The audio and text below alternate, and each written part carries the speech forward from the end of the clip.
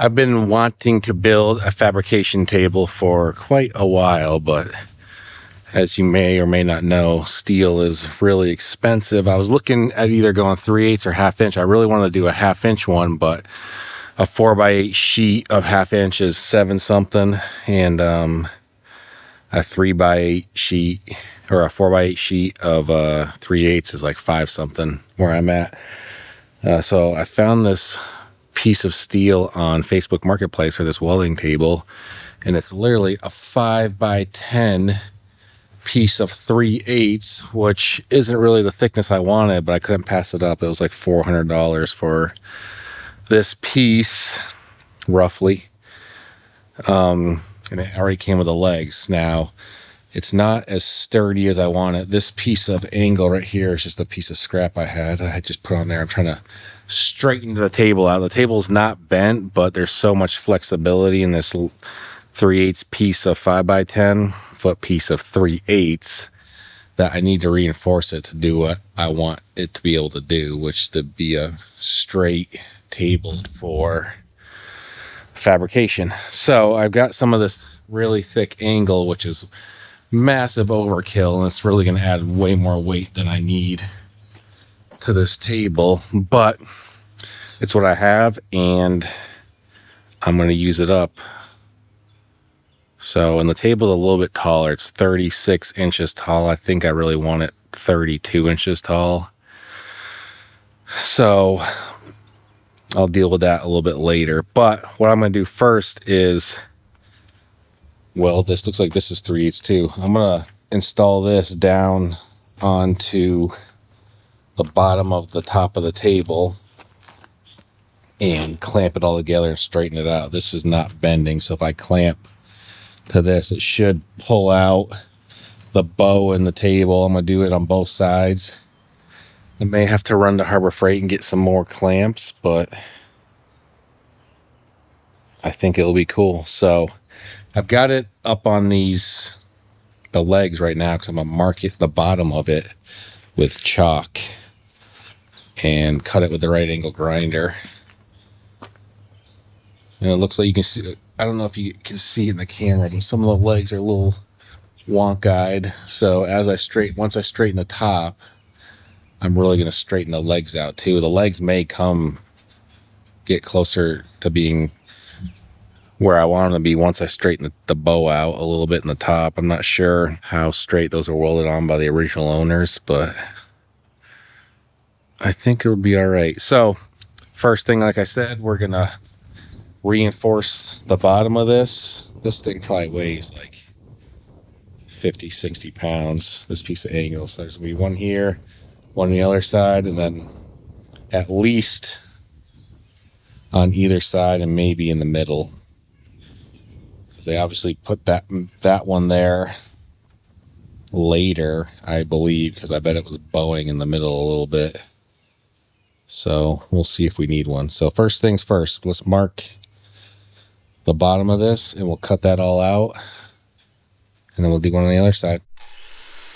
At this point, I wasn't really building a table from scratch. I was correcting somebody else's version of finished, and that's always a little bit harder because now you're not just fabricating, you're diagnosing, trying to figure out why and what is actually wrong, what matters, and what you can live with.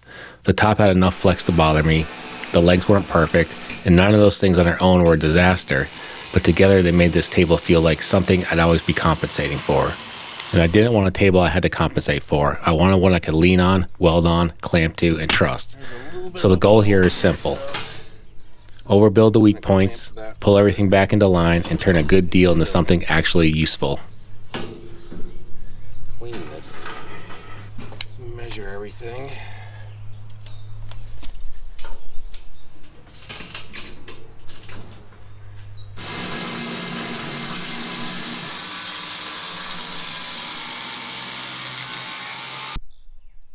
The brace is put on, a reinforcement angle put on the table here, so I'm going to tack these.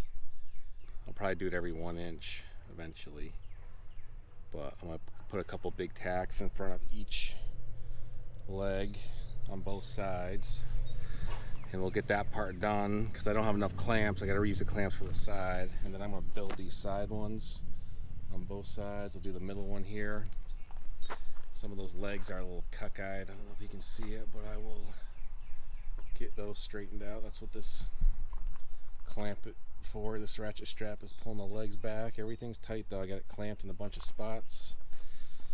This leg is a weird size. It's a smaller pipe, but I'm not going to worry about changing it. I think it'll be fine. So let's get to putting tacks like here, here, here, and then I'll probably split the difference. I'll mark it with some chalk, and then I'll do that on both sides. By this point, I felt pretty good about how it came out, but pretty good doesn't really mean much in a shop, and a table like this has to earn its place. It has to hold weight, stay stable, and not make you think twice every time you use it.